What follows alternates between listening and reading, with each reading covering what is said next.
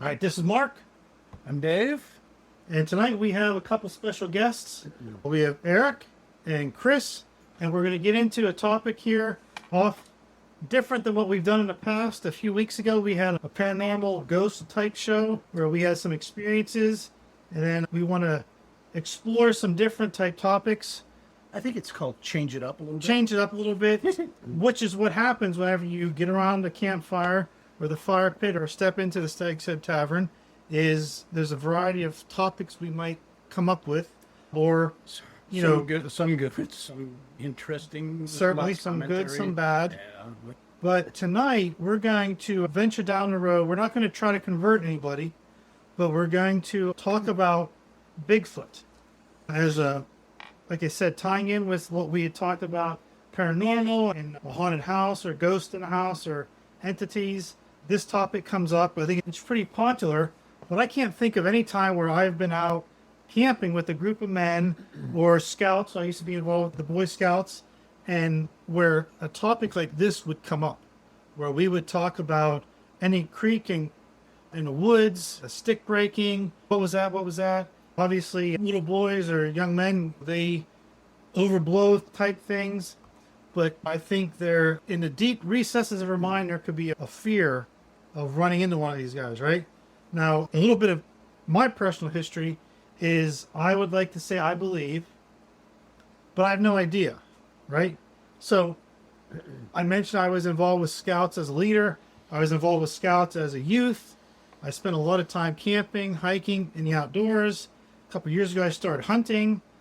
And I could say that in all my experience, I've never had anything what I would consider to be a Class A or a Class B encounter. Now, do you know what that is, Dave? I have no idea. So ask me. So what is a Class A, Mark? Okay, so the difference is a Class A encounter is when you actually lay eyes on what you think is a Sasquatch or a Bigfoot. Okay. Now, a Class B, which it seems like a lot of people have, are circumstances that can't be explained away by being a fox or a bear. You're in your tent and suddenly something's throwing pine cones at your tent. You never see it, you never smell it, or you never put your eyes on it, but something weird happened. A raccoon can't pick up a pine cone and throw at you. So I think they call those Class B sites. And a lot of people have those. Drop from the. I'm just saying. But one after another, one after another. Also, things like if you listen to these kind of Bigfoot podcasts, often you have hunters that are out there that drop a deer and they go back to the truck and they come back and they find the blood trail and the blood puddle and there's no deer. Yep. And so that's like a Class B type site.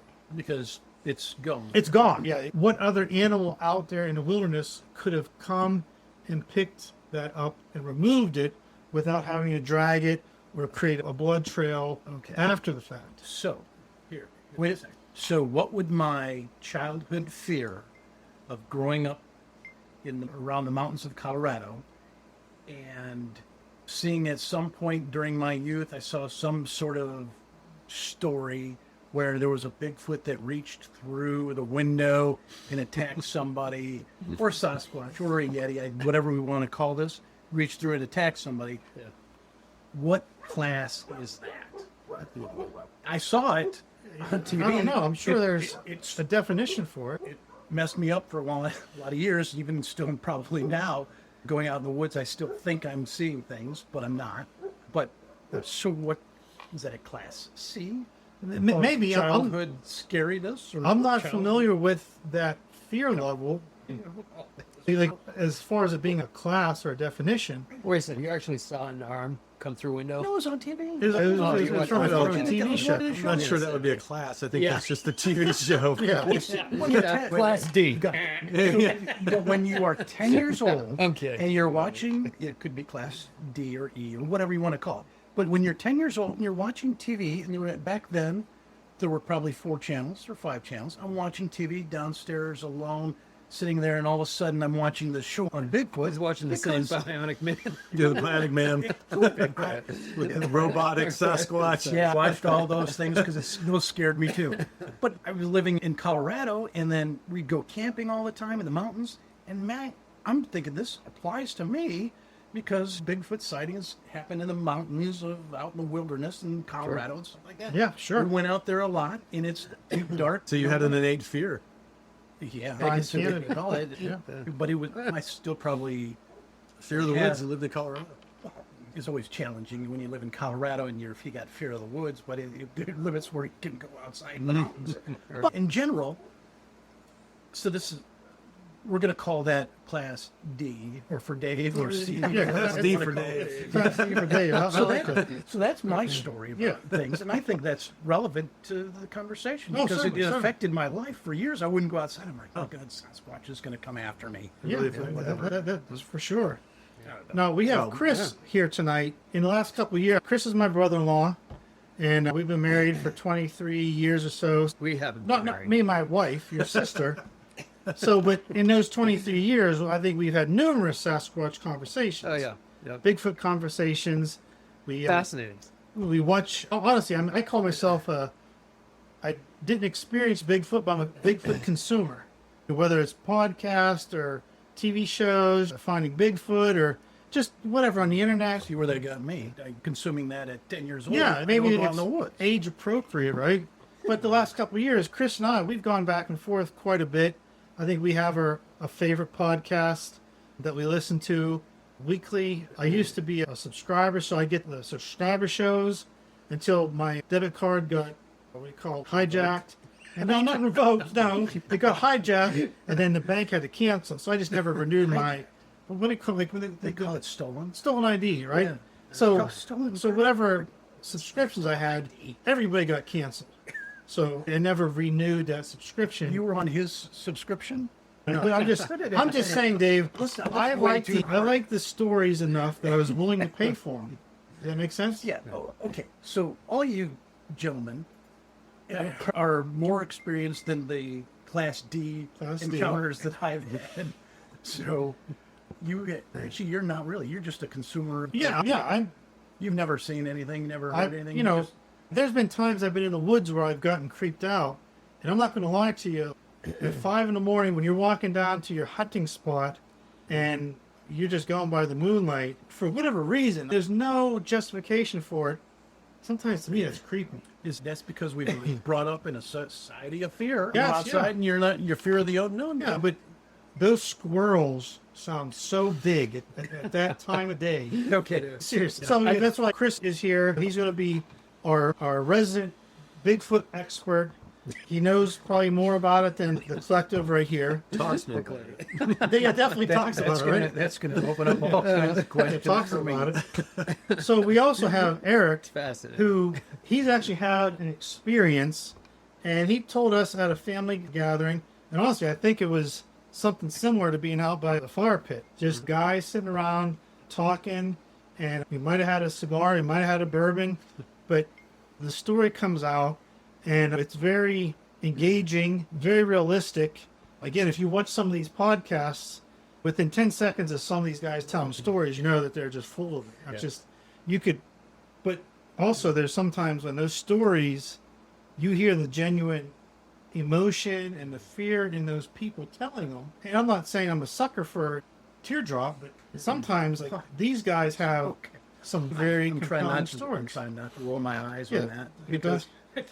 No, but it is. It's a fascinating topic in my opinion, and I think I've had a couple. I would classify Class B experiences, and it could be figure in my imagination or whatever. But I'll just say, we joke about the Bigfoot, and we hear and watching the stories and stuff. But when I heard his story, that brought, knowing him, growing up with him my whole life, really brought some credence to the whole Bigfoot thing, because like I said, I know this guy, he's not going to lie about something like that. I believe he saw what he saw. And yeah, that's when I really started believing, gosh, there could really be something out there. But anytime you see or anytime I see or hear something about an officer or a military guy, it just adds more authenticity And I to don't hate to the... say street cred because that's like a Yeah. slang term. Yeah. But yeah, you want to believe those people no matter what. We're as kids, we're taught to trust police officers. You were taught to trust or respect the military, and we do. So with somebody like that is going to bring forth a story. Yeah. I think right away, right or wrong, you are going to put that story, I think, on a different level, Yeah. trying to believe it. Now, you get down into the story and there's some really weird circumstances, maybe you're not going to believe it. But that brings us to Eric. And Eric, why don't you give us some backstory on who you are, what led to this encounter, where you were at, what you were doing at that time, and then just break down the details step by step of what happened. And then also, maybe I could remind you at the end, but ask at the time, what were you thinking? Sure. Because I think if I was out in the woods and something happened, I would immediately start thinking, is there a camera around somewhere? Somebody's trying to play a trick on me or something like that. So, the whole candid camera scenario. Yeah. So I'm the only one that hasn't heard this story. Have you told the story a lot, or I've these told it guys, in or- brief a couple few times. times. I've never really got into background detail, Okay. Yeah, context. we're going to get some more tonight than probably what Chris and I have even heard. Yeah. Okay. I enlisted in the Air Force in 1992. I was enlisted from 92 to 96. The career field I ended up in is called TACP. And what TACPs are, we provide close air support for the military, for the Army in particular. And so we're basically forward air controllers. We would go to school for that, where we would learn specifically all the responsibilities and get the certifications to actually control air. As you can imagine, it's a pretty weighty responsibility. You're the person on the ground that is actually directing the aircraft and clearing its ordnance to be released. So it's not something that everyone does in the military. The aircraft don't just come into an operational area and anyone can talk to it and direct the munitions and direct close air support. It's a very specific job with a very specific responsibility. And as a result of being a TACP and going through all the courses and training, as a TACP, you get attached to an Army unit, okay? Because what you are is their connection to the firepower in the sky. And so I was in the Air Force, enlisted in the Air Force as a TACP. So I had Air Force chain of command. I was in an Air Force unit, but our unit was detached and made part of an Army unit. Okay, that's what TACPs were, attached to Army units. So essentially we have Air Force chain of command, but we live in a sea of green, right? So we're based on Army posts. We don't live on Air Force bases typically. And so you have TACPs that are attached to mechanized units, armored units, infantry units. And so when I got my assignment out of tech school, I was sent to Fort Polk, Louisiana. And Fort Polk, Louisiana was what they call the joint, or it still is, the Joint Readiness Training Center, JRTC. And what they do at JRTC is they do training for light infantry. So you have different light infantry units like 82nd Airborne, the 101st, the 6th ID, the 75th Ranger Regiment. These are all light infantry units. And JRTC, its function is to provide light infantry training to all these units. And so what JRTC did was 2 weeks out of 10 months a year, 2 weeks out of each month, we would have what we call the rotation or an exercise. And so you might have, for example, you might have 75th 1st Ranger Regiment do an exercise, and they would come in for 2 weeks in January. And that entire 2 week period, we would run a large scale, like brigade, or usually like brigade level exercises. With the Ranger Regiment, it would have been battalion level. But, so you would run this exercise, and the way the exercise ran was we would use laser equipment. So you're obviously not shooting live ammunition, you're shooting lasers, right? You've got laser sensors on a harness. Every person in the exercise has laser, like these vests that they wear. They have these sensors on them. Laser tag. Yeah, it's laser. It's just laser tags. It's laser tag for big guys. Yeah. There you go. So you'd have the incoming unit, the training unit, which would be, like I said, let's say the 1st Battalion, 75th Ranger Regiment. They would be called the Blue Forces. And then you would have the guys that provide the opposition. Those are the guys stationed at Fort Polk that are there every rotation. They're the bad guys, right? They're the foil. and they're called Op 4. And so these two forces would come together over the 2-week period and have different phases of the exercise, but they would be a 2-week exercise where they would play this laser tag games. And part of the laser tag game was the close air support. Okay, Makes sense. but you can't really fit an A10 or an F-16 with laser gear. Yeah. So what my job was, I was part of it, being attached to JRTC. It was actually a training unit. And so we were, for lack of a better analogy, we would be like referees between the blue forces and the op 4. And so they call us observer controllers, OC. And the Army had them too. The Army would have OCs that would be attached to each of the units and provide oversight and kind of referee, because you are talking laser tag and there's shenanigans that go on with that. Yeah. But Yeah. the Op 4 was really good at shenanigans. But anyway, so I was a observer controller for the Air Force, and my job was to get to an area where the blue forces would be employing close air support. So they might have an A-10 on station, and so we were typically on ATVs with radios and all our gear, or we might be in Humvees with all our radios and gear. And we would, stuff. what's that? Fun stuff. Really fun stuff, especially the ATVs. Because what would happen is we would be listening on our radios. We would be listening to the conversations that the TACPs would be having with the aircraft above. We'd be dialed into onto their frequencies, and we would be listening to them talking to the aircraft. And the point was, we had to know what they were going to do, because if they were going to attack a specific area, they would be talking with the aircraft about that. And that would help us clue into, okay, we're going to have to get over here to this spot, because we're going to have to simulate the aircraft dropping ordnance or coming in with munitions. Okay. Because you can't do that with laser gear, with aircraft. And so our job was to get to the spot where the aircraft were going to come in and drop munitions and provide close air support. And then we would simulate that with artillery simulators, quarter stick of dynamite, they're pretty loud, and it kind of simulates like 500-pound bombs and munitions and stuff. Okay. Yeah. Everyone knows they're getting hit with those artillery simulators. And so we would listen to the conversations. We would go out and we would simulate the strike. We would watch the strike, watch the aircraft come in, provide assessments, how many people died, how many people are walking wounded. And so essentially that was what I did for about 3 years at Fort Polk. Okay. So I spent a lot of time in the woods. It was 2 weeks every month. We did 10 rotations a year, so it's 10 months a year. And so that's some of the background of where this happened. It was on the range where we were doing these exercises. Okay. So pause there and see if you guys have any questions. So What there's was the go ahead. when you're doing this and when the incident happened, is there a lot of people moving around everywhere, or I'm trying to get the setting of you're driving up in an ATV or a Humvee or something like that. There's people all over the place, kind of thing? Yeah, so let me lay out the setting of the range. Uh-huh. Okay, so the range that we operated on is about, I would say it's probably 15, 20 miles east to west, Okay. maybe 10 miles north to south. Okay. So it's pretty big. Big. Yeah. It's All big. woods, right? All woods. There's some open areas. Oh, fields type. Oh yeah.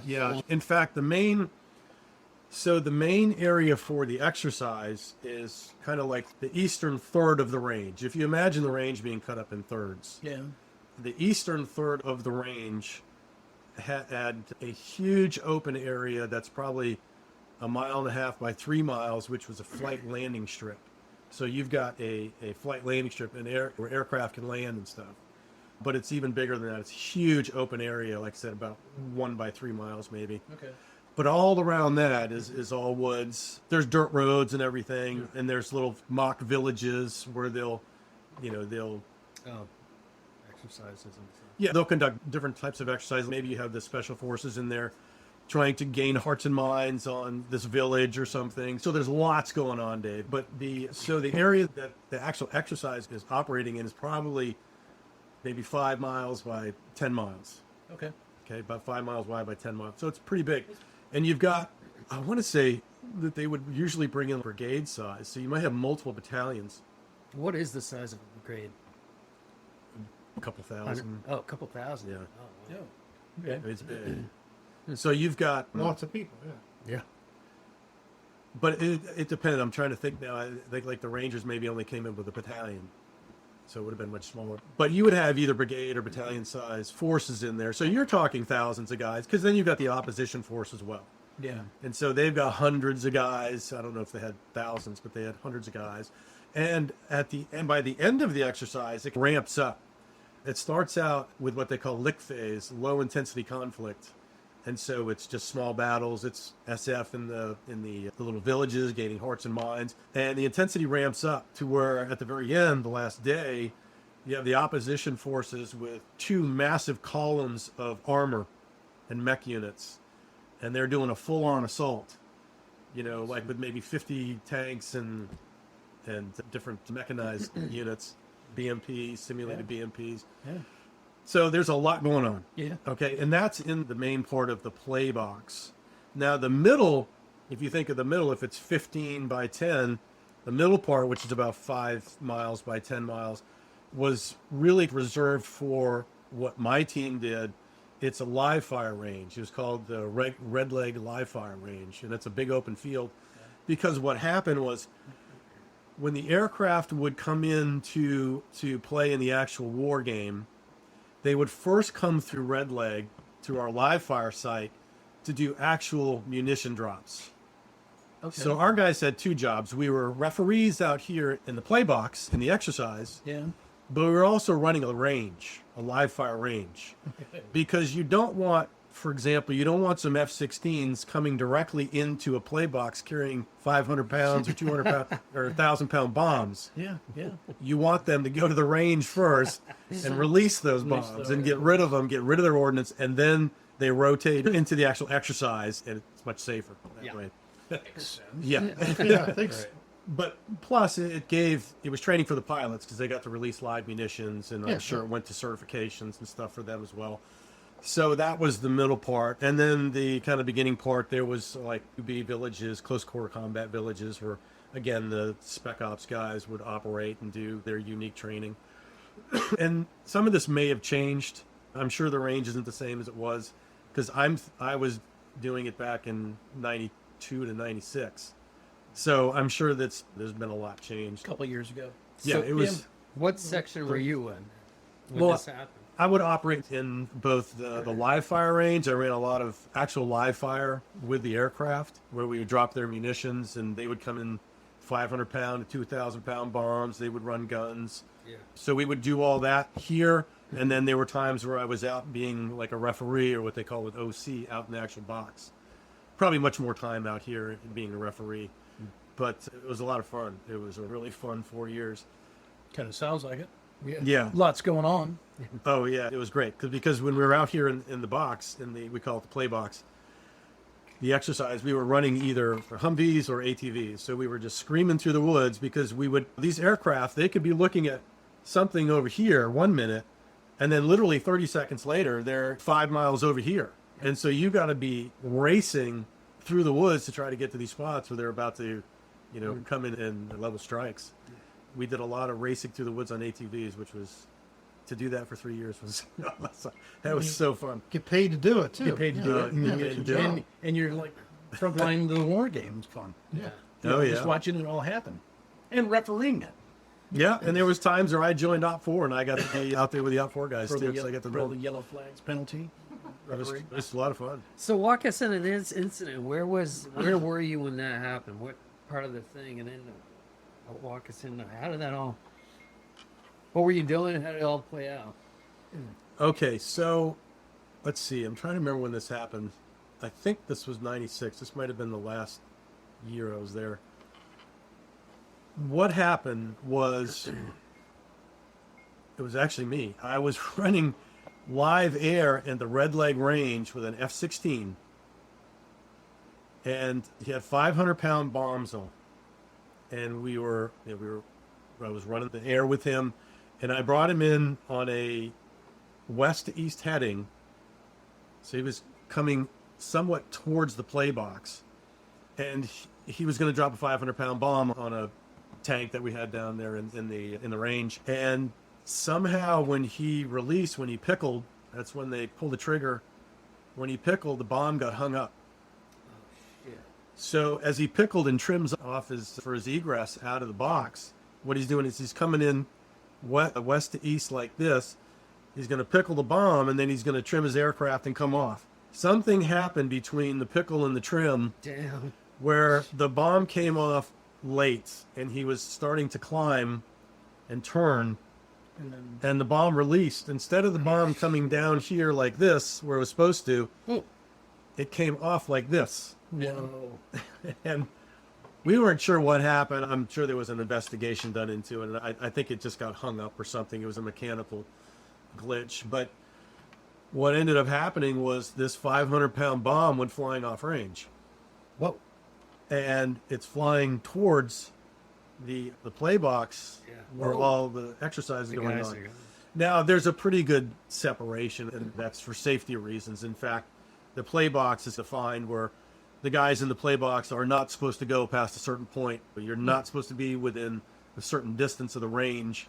And so there was like 2 miles in between, so really enough to handle any kind of incident like that. What happened, that the bomb came off, and I think it went about a mile off range.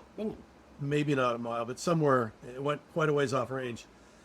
And apparently there was an SF group that was operating a little bit over maybe where they shouldn't have been, or on the edge of where they could be. And they were on the east side of a hill.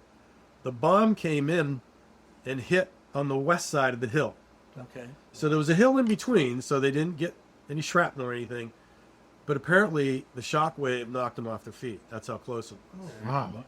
So I was curious to where this happened and where that bomb landed and where these guys were. Yeah. And so one day when I was out in the box, I wanted to go and find that site.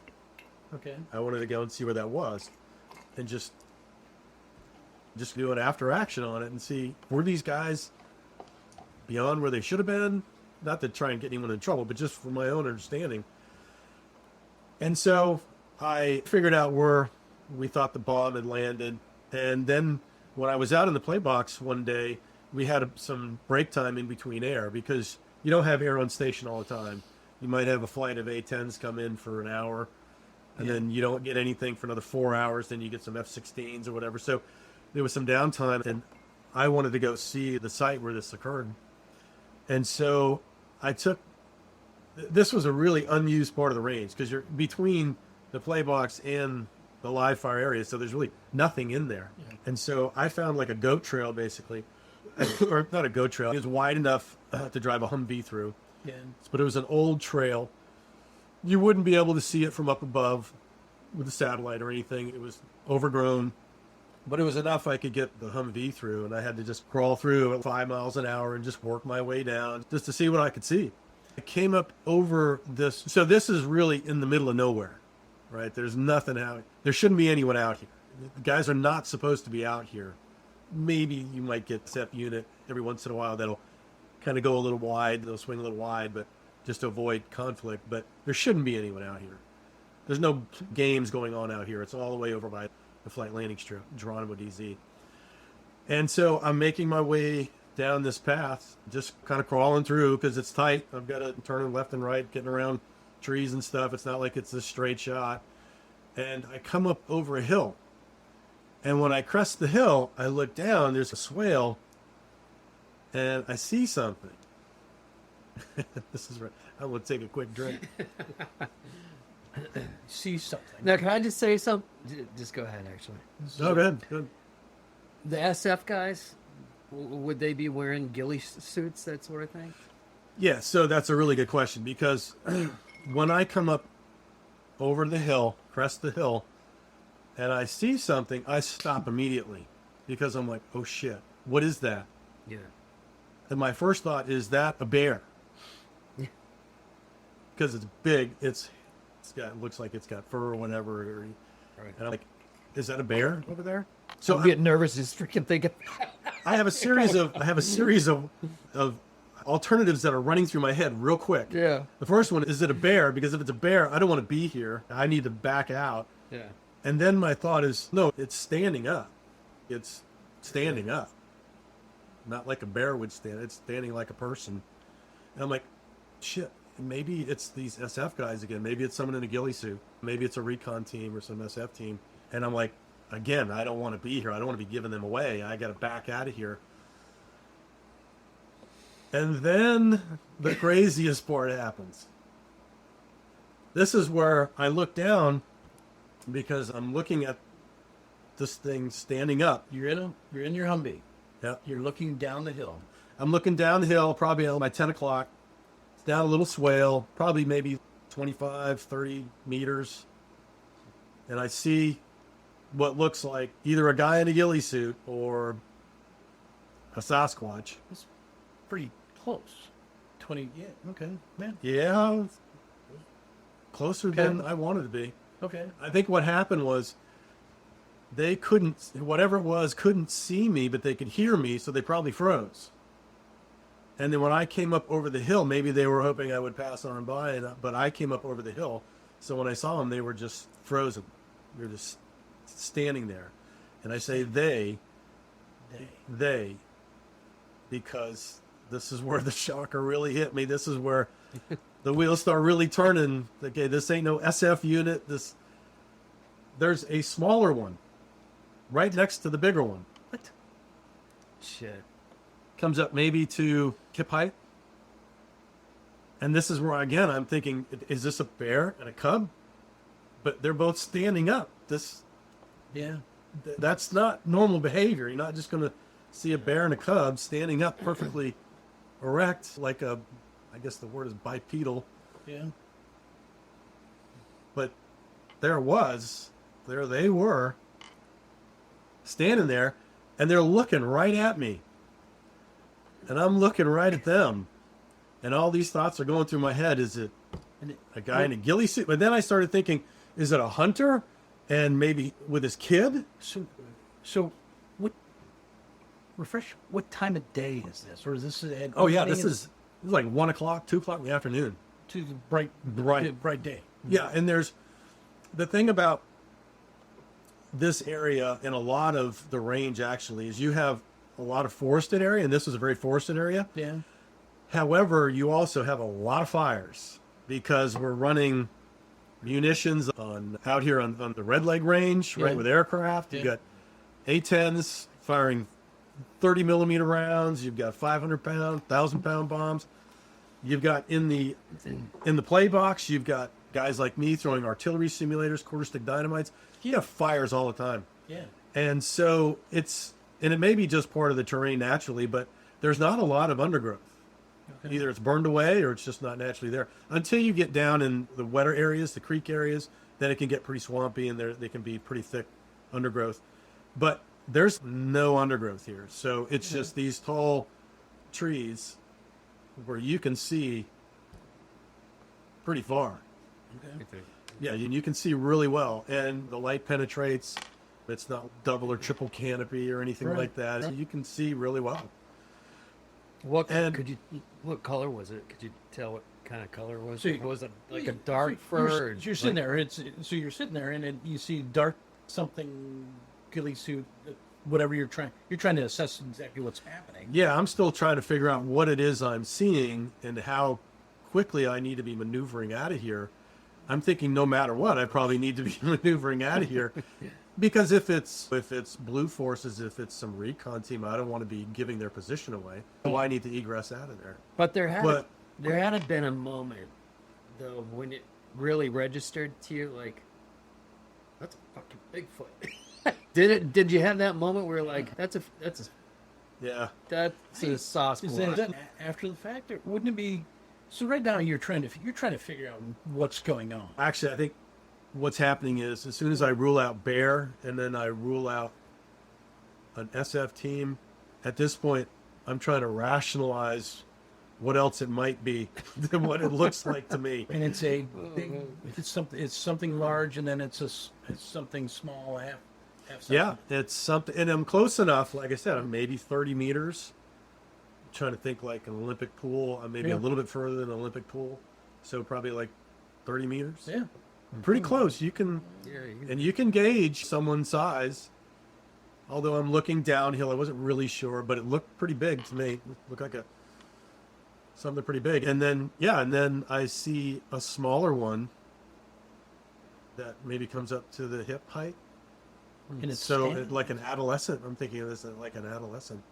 So again, I'm running through the alternatives, but I'm really trying to just rationalize what I'm hoping it isn't.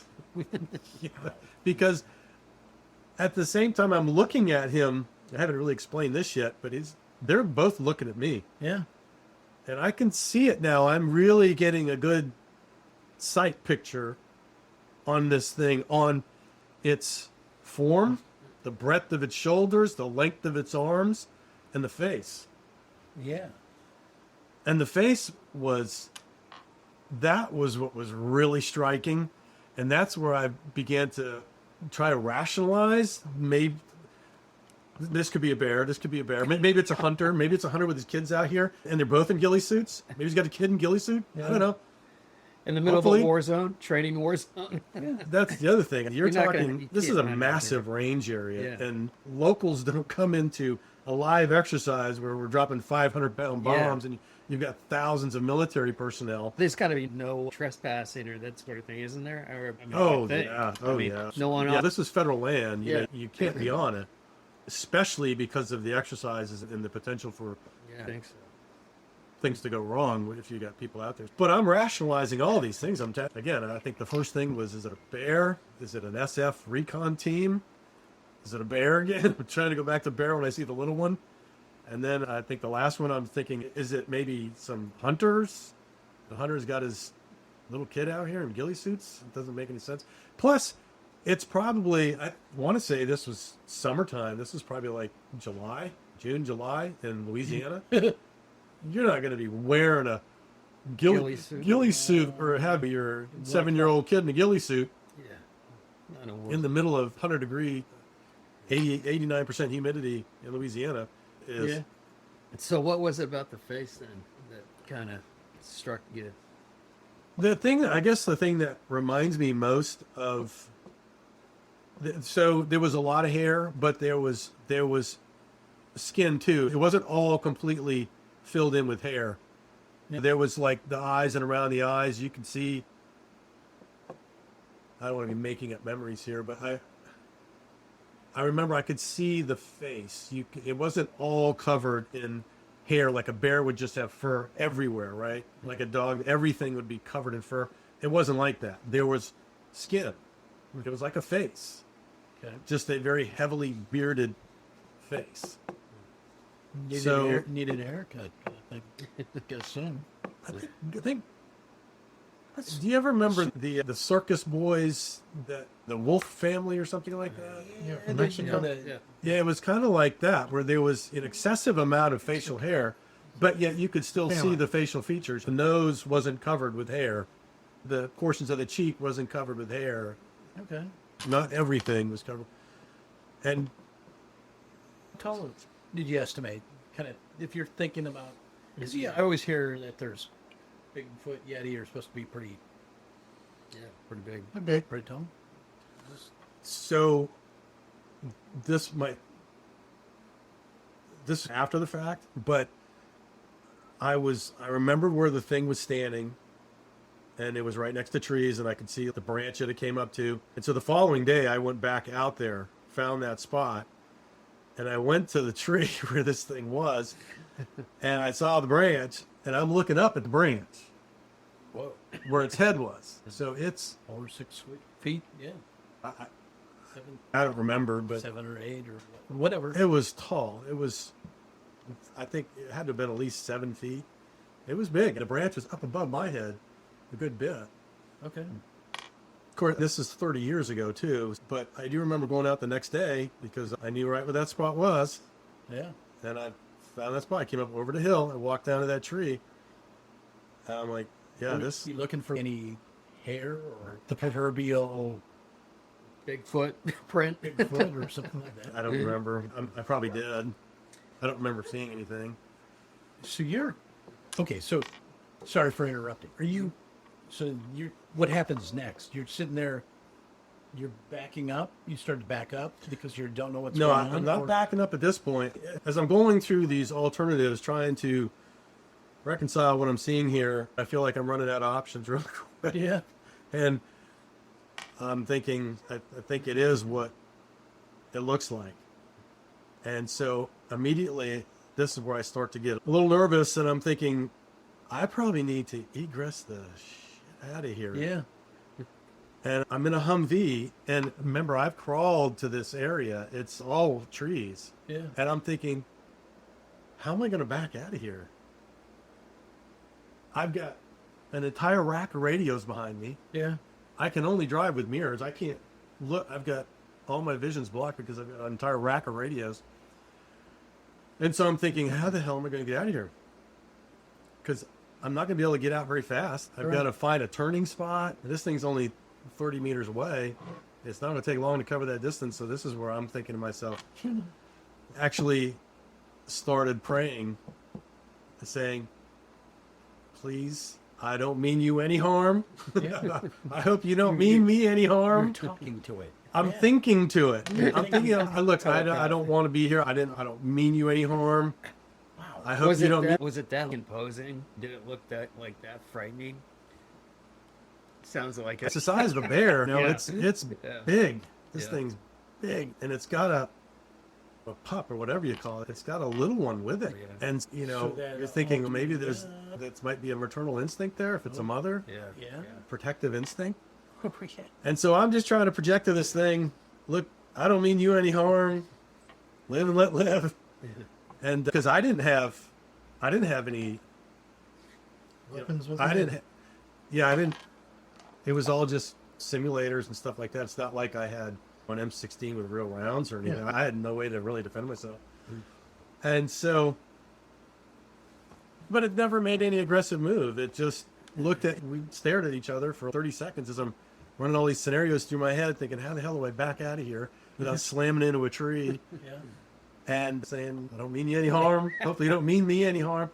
And then all of a sudden it just, I guess it's getting an assessment of the situation and realize I didn't present a threat to it. And it just turned and started walking up the other side of the hill, the swale. And the way it walked, it sauntered. But it covered Just some. like all the normal stories. Yeah. Yeah. What is that video that's so famous? It's in Oregon or something. Oh, it's the Patty film. patty It's not- film. Yeah. Is it Patterson? It's not Zapruder, no.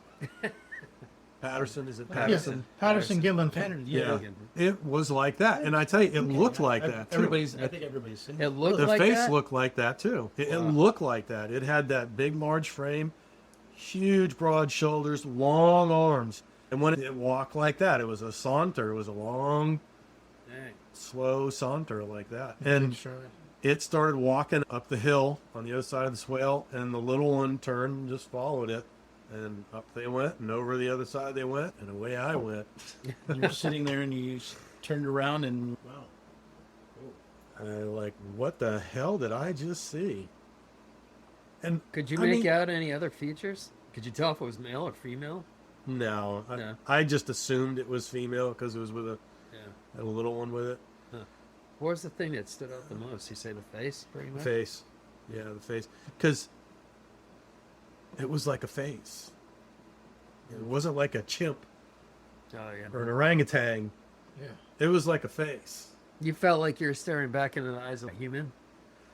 I don't know if I want to say human, but it was a face, man. It was a normal nose, Yeah. eyes, the symmetry, it looked like a face. Yeah, it looked like a human face in a way. Probably bigger. Maybe the nose was a little bit bigger, Yeah. but it looked eerily. That sounds like Class A. That's a Class A sighting. Yeah, he had a class. Yeah. Yeah. Easily, Yeah, he yeah. saw That's That beats my Class D by a lot. a little bit, yeah. And plus, you went back the next day. I went back the next day. Yeah, I was really curious to see how big that thing was because it looked big, but it was standing right next to this tree with a branch, and so I had a pretty good measurement right there, just with the tree and the Yeah, branch. yeah, So reference it's not points. like I had to estimate. It was right there. The branch is right there. It is right about where its head was. But and the thing is, I'd spent a lot of time out there, a lot of time in the woods. I was in ranger school, spent a lot of time out in the woods, in the mountains, and then the 3.5 years at ROTC, or not ROTC, but JRTC. So I was comfortable in the woods, really comfortable. Never seen anything like that then, ever. I'd seen some crazy shit in ranger school, but it was mostly hallucinations. There's a few stories. You hallucinate But that lack of wasn't sleep, that wasn't but- one of those times though. No, this It I wasn't was during- well rested. Yeah, it wasn't. It was right in the middle of the day. I mean, Yeah. in ranger school, you're operating on 1 or 2 hours sleep a night for 10 days, but so you hallucinate. But yeah, no, this was really. And the funny thing is, I was never interested in any of this stuff. I was more interested, for me personally, it was like Marian apparitions, like Our Lady of Fatima. Maybe a little bit of alien stuff was somewhat interesting to me. I've never really have been that interested in the whole Bigfoot phenomenon. Yeah. It's just never really been on my radar. So it was so strange that when this happened to me, I'm like, why the hell did I have a Bigfoot experience, a Sasquatch experience? I would have rather have seen a spaceship or something. That would have been more aligned to my interest. I had zero interest in it. Yeah, so that So do you was my experience. tell your friends or your teammates or superior? Did you write a report on the? Did you write a report on this whole thing? Did I report this? Did I tell anyone? Did I you tell anybody? Did you? So I didn't write anything down, Dave. The first time I ever told anyone about this was 20 years later. I never said anything to anyone. I didn't want the ridicule, the stigma that's attached and associated with it. I never would have heard the end of it in my unit. So Hey guys, guess what happened? That's Yeah. what I saw. First time I mentioned it was when I was hiking with my kids about 20 years later. Yeah. We were in Ohio, East Ohio. Wait, I saw Bigfoot. Yeah, we were in East Ohio, You don't need to fear all this stuff. I've seen it already. and we were walking through the woods, hiking, Yeah. and the trees and everything, how open the trees were, just reminded me of Fort Polk, and it triggered the memory. And I remember telling my kids, "You're never going to believe this, and I've never told anyone this, but I saw something 20 years ago," and I told them a little bit about it. That's cool. I mean, Yeah, but no, I didn't. I get it. No, Didn't report it. Didn't tell anyone. Chris, correct me if I'm wrong, but in the Bigfoot world, there are quite a bit of military members, former military members, that have reported stories similar to what you're talking about, being out on maneuvers.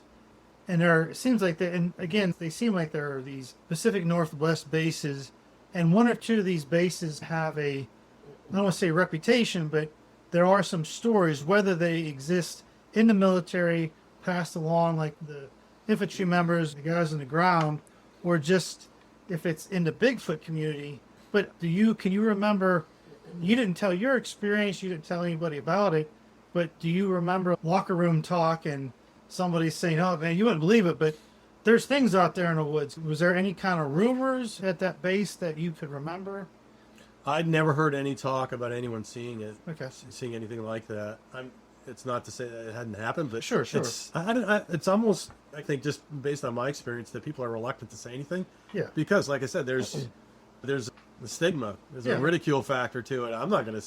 But now, I'm gonna 30 get years heckled later, for the your rest of my story's time come now. out, though, right? 30 years later, now you've Yeah. kind of told Well, us. now you got UFOs and everybody's Oh, talking yeah. about releasing things and So this is stuff.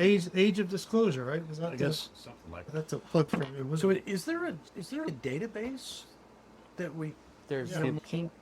area or something like that around? I bet you for there's something we could research after the fact, and you might find out that there's been 100 different P guys that have reported something similar. Now, after the fact, it might not have been an official after action report or something like that. Now that they're out of the military for years and retired, and it's, you know what, it's time to tell my story, and then you might find. Yeah. I know. I want to look into it. That's what I've seen and heard. Guys like him, 20 years, 30 years down the road, some of these guys are maybe colonels or something, and they didn't want to tell their story because they were afraid of losing, Career. career or credibility or whatever. Yeah. But yeah, I'm not a gun expert, but I listen to the same podcast Mark does. But yeah, There's a stigma. At least there was. At least that was my perception. Same thing with the pilots and these UFOs. Yeah. Those guys, even if they told their supervisor, that guy's don't tell anybody else, they're not passing those stories on. Makes sense. Yeah. They have at the bottom of the report saying, "Oh, and by the way, so something, a Yeti or a Sasquatch, or something unusual." Be sitting for a psych valve, and that kind of stuff. So Send it. once send again, Eric though, to a psych- the stories that you do listen to, there's like a common theme or thread. A lot of the features and a lot of the things like he described, you hear in a lot of the stories. There's a big, tall, human-looking thing, but can't really tell because it might be like a ape or whatever. But yeah, I mean, you also mentioned before we started that this federal area was backed up to other, what do you call them, natural park or national parks, a state park.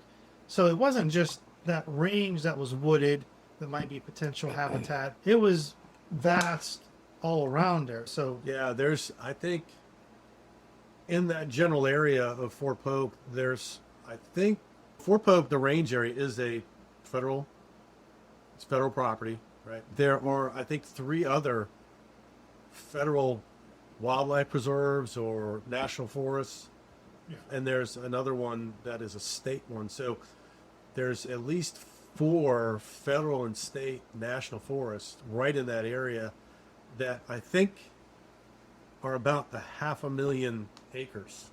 So this whole area, even though they're not all attached, they're a little bit spread out. There's little gaps between them. But that general area of central Louisiana, there's pretty extensive wildlife preserve and national state forest in that area. So there's a lot of raw land, untouched land. And so there's a lot of room for wildlife to move around, to live. Maybe Squatch was mad that bomb went off course and took out their den. Maybe that had them on the move. but that's the thing. That's one more thing that again just kind of lends to the whole scenario, whatever, that you're not going to have a hunter roaming around out there. You're not going to take your kid out there, or you're not going to even hiking or something. You're not. Yeah. Not if you know it's a training zone where bombs are going to be dropped. And I would think that anybody that lived in that area would know that's some sort of training area. Man, especially that range. You do not go near that. There was another incident we had, maybe getting off track here a little bit, but we were running F-16s on the live fire range. And I mentioned the impetus of this whole story was a 500-pound bomb that went loose. We had a Maverick missile go loose one time, too. That F-16 came in, we had them fire Maverick missiles, and the Maverick went squirrely. And this thing landed off range like 5 miles in some farmer backyard area.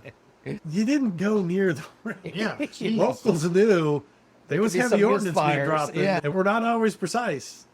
Yeah, it's practice. It is practice. It's always practice. Crap happened all the time. Guys died out there during these exercises.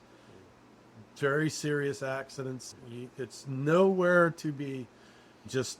You can go hunt anywhere. You're not going to go hunt right around 1,000 soldiers. Plus, a good chance you're going to get shot. You start firing weapons around 1,000. Oh, yeah, sure. Army guys, SF guys. What are the questions? And even to this day, I know what I saw, and what I saw, I have a hard time reconciling what else it might be, although I'm not going to say definitively that it's a Sasquatch. It sure looked like it to me. I would have to really reach into the bag of weird alternatives, like maybe CIA running some PSYOP in the middle of the... You'd have to get off to some pretty bizarre explanations to get beyond, I think, just But the most plausible explanation. the thing, then, like sometimes you listen to these stories and they'll say that things started swaying a little bit aggressively, like an ape. And with this thing having a younger thing with it, You didn't do anything It was like that. just Or just frozen, just- It was just so- frozen. And it was really weird. Even though I was concerned, I never sensed a real threat. It didn't seem like it had an animus in it towards me. It really did. It just, I was worried because if it did, I was, Oh no. I don't know what I would have done. I would have Assessed been in that you trouble. were, Yeah, you you were just a bad ran it, driver. have 'em on. Yeah. Lost. This guy's Dude, lost. Yeah. you guys lost, and hey, you can't back up. I'm getting out of here. But it didn't appear aggressive. One thing I was worried about was because it had the little one, that there might be this protective instinct that would, that Yeah. you'd expect Yeah. with animals. Yeah. But it didn't show that. It didn't display that. It just assessed me as much as I was assessing it. That's the thing. It was like, it was being thoughtful. It was assessing me. I was running through scenarios in my head. This thing was doing the same thing. What's the risk here? It's probably running a risk assessment on me. From start to And, finish, how long do you think that whole encounter happened?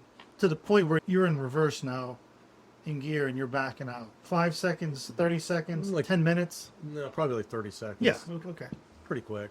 Yeah. You come Just up enough for me see to it. race a few Yeah. alternatives through my head and kind Yeah, of yeah. rationalize what I'm looking at. And then I think we looked at each other for a little bit, and that's where I'm trying to mentally project, look, I don't mean you any harm. Yeah. Let's But go thir- our separate ways. And then it turned, and 30 seconds, that's a long enough time to see it. Oh, what is that? As opposed to Yeah. if you were pulling up and you saw a shadow run behind a tree, that's a glimpse of something versus if you had 30 seconds looking at it in that general direction, you got a good look. oh yeah. Yeah. And what- We looked at each other for a good bit. The first time, it's funny. The first time, because he's known for pulling a few practical jokes. So when he first told me this story, he never mentioned Bigfoot ever. In our growing up, we never mentioned.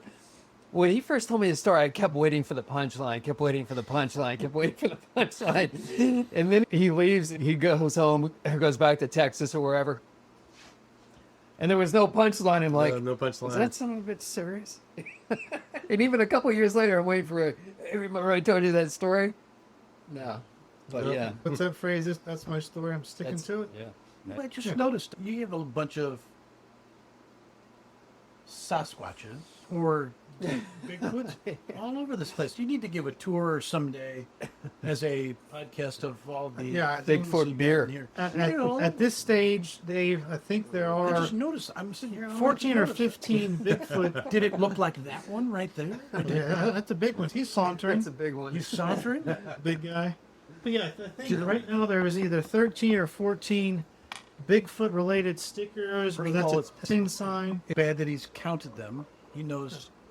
It becomes a trivia thing. So I'll ask somebody, can you count how many Bigfoots are in here? Because the whole idea is Bigfoot's hard to find. So Like, where's Waldo? Yeah, like where's Waldo? And somebody like, no, I counted 9. Nope, there's actually 14. So then they go back and they have to. So it's almost like an interactive game, Dave. It's like an entertainment facility.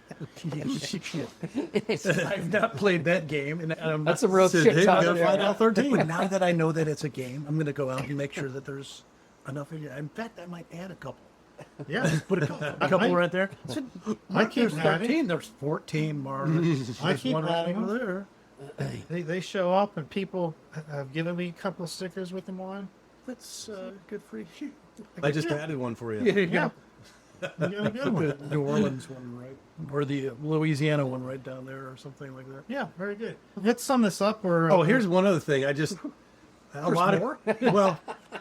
So this much might for be a summer. question that people have because I think in Louisiana they call them skunk apes, right? Have you heard that Florida. term? I've heard that. Or yeah, Yeah. well, Florida skunk ape, and Yeah. I think a lot of times, maybe not in that What area, did they but say? I've not they heard call them skunk ape. the booger or boogers, like the wood booger. Oh, yeah. I mean, you've Yeah. heard wood booger, Yeah. and that's like but it becomes a Sasquatch because Sasquatch, I think, is from a tribe in the Pacific Northwest. So whoever, whether they're native people or Uncle Billy in the woods, they called them wood boogers. you know, that's again going. Yeah. A book. But think like boogeyman, right? Here's the term boogeyman, right? You call it It's 10 years old. boogeyman, Boogeyman wood reaching booger, through the. you know. What was the movie we were Windows- just talking about? Legend of Boggy Creek. Boggy Creek. So it's not Legend of Booger Creek, Booger but Creek, it's but- Boggy Creek. But yeah, Yeah. I don't know, maybe that's Boggy related. Creek. I saw that years ago. I'd have to go back and watch and see if there is some Yeah. kind of tie into that creature's name. Academy Award winner. Doesn't every one of us have a high school friend named Booger? I know I did. But what I was going to say is I didn't smell anything. Okay, So yeah. I wanted to dispel it. That's not that. I didn't smell that. I didn't. There Okay, was yeah. no And he didn't see any orbs or anything like that. orbs. Yeah, Orbs? like Like some light people. orbs? No. Some people say before they see a Sasquatch, they see like a. But I think that's at nighttime Or- too, though. It might- No, I didn't maybe know. during the daytime. Well, the tree canopy makes it a little darker. Yeah, some people. Yeah, I'll send you some people believe they're- podcasts. I think the Native Americans they really believe it's something spiritual. And it's like another dimension type of thing. Yeah, right? if it was spiritual, I didn't sense anything malevolent. I really didn't. And I'm sensitive to that, to spiritual, because I'm a traditional Catholic. So Yeah. I didn't sense anything malevolent in this. Yeah. It was. There's definitely a lot of theories as to what they are, from just the unidentified bipedal hominid, I think is a term that you'll hear on all these podcasts that we just haven't found or seen. And Yeah. I think people ask, Neanderthal or something. it's something like that, or something that has progressed from a Neanderthal. And there's always that question like, why haven't we found a skeleton? Why haven't we seen this? But again, going back to my time in the woods, very rarely have I ever seen deer skeletons, raccoon skeletons. Those things, as soon as they die, they get eaten up by the environment. Bugs come out, the other animals scavenge from it. I even think Survivor Man had a series, and it was Survivor Man finding Bigfoot type thing, where he went into that with some of his experiences. And the topic came up, Dave, if they are a true race of type people, just like us having burial techniques, they have a burial technique. So that's why we don't see a dead one. So I mean, there's all these ways to justify it. Yeah. But this, to me, definitely it's not a Class D. It was a Class A sighting. Yeah. And to me, it feels very real, but it also sounds like a bunch of other ones that I've heard. So it's not you saw something so extraordinary out of the realm, but I think that only adds to the possibility of it.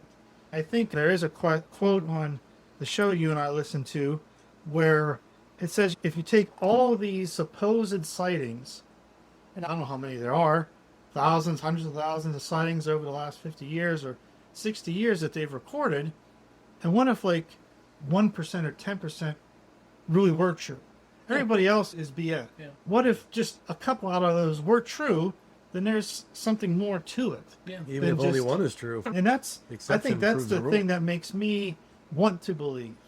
Again, not seeing it, and I'm not trying to, I know if I was out in the woods, whether I was hunting and I had a rifle with me or hiking, and I saw one of these things, I'd probably crap my pants. That it would be one of those things that would scare me. I don't want You to hear see one. stories about hunters all the time. They're like, Yeah. it was the last time they hunted when they saw something like that. It's like, yeah, I think I'm not going to do this again. Yeah. You know? Stuff. Yeah, Yeah, they'll it freaked go them back to out the so much. woods It's and- like, yeah.